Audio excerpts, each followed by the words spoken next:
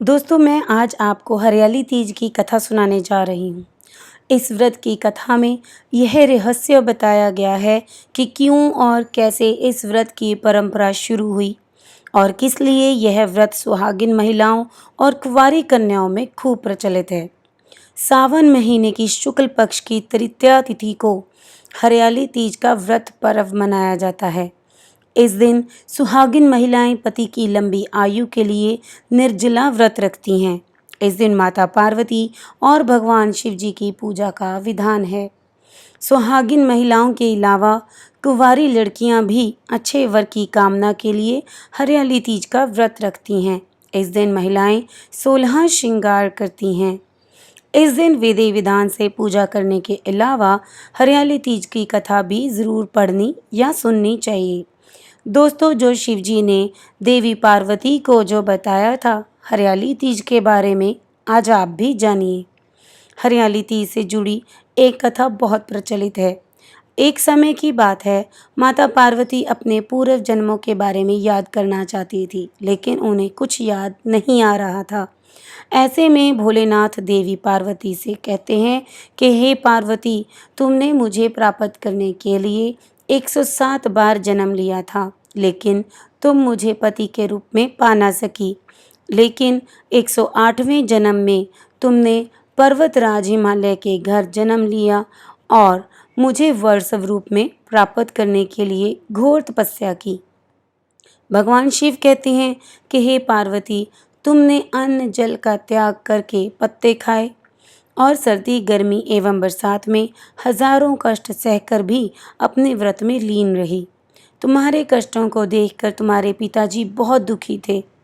तब नारद मुनि तुम्हारे घर पधारे और कहा कि मुझे भगवान विष्णु ने भेजा है। भगवान विष्णु आपकी कन्या से अत्यंत प्रसन्न हैं और वह उनसे विवाह करना चाहते हैं। मैं भगवान विष्णु का यही संदेश लेकर आपके पास आया हूँ। नारद जी के प्रस्ताव को सुनकर पार्वती के पिता खुशी से भगवान विष्णु के साथ विवाह के लिए तैयार हो गए। नारद मुनि ने भी भगवान विष्णु को यह शुभ संदेश सुना दिया, लेकिन जब यह बात पार्वती को पता चली तब वह बहुत दुखी हुई। पार्वती ने अपने मन की बात अपनी सखी को सुनाई। तब सखी ने माता पार्वती को घने जंगल में छुपा दिया। तब पार्वती के गायब होने की खबर हिमालय को पता चली। तब उन्होंने खोजने में धरती पाताल एक कर दिया, लेकिन पार्वती का कहीं पता नहीं चला, क्योंकि देवी पार्वती तो जंगल में एक गुफा के अंदर रेत से शिवलिंग बनाकर शिवजी की पूजा कर रही थी। शिवजी ने कहा, हे पार्वती, इस प्रकार तुम्हारी पूजा से मैं बहुत प्रसन्न हुआ और तुम्हारी मनोकामना पूर्ण की। जब हिमालय राज गुफा में पहुँचे तब तुमने अपने पिता को बताया कि मैंने शिवजी को पति रूप में चयन कर लिया है और उन्होंने मेरी मनोकामना पूर्ण कर दी है। शिवजी ने मेरा वरण कर लिया है। मैं आपके साथ केवल एक शर्त पर चलूँगी कि आप मेरा विवाह भोलेनाथ से करवाने के लिए तैयार हो जाएं। तब हे पार्वती, तुम्हारे पिताजी मान गए और विधि विधान सहित हमारा विवाह हुआ। हे पार्वती, तुम्हारे कठोर तप और व्रत से ही हमारा विवाह हो सका।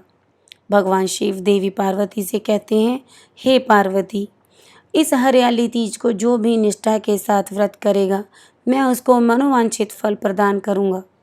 उसे तुम जैसा सुहाग मिलेगा। तब से कुमारी कन्याएं अच्छे वर की कामना हेतु यह व्रत रखती हैं। वही सुहागन महिलाएं अपने पति की लंबी उम्र के लिए यह व्रत रखती हैं।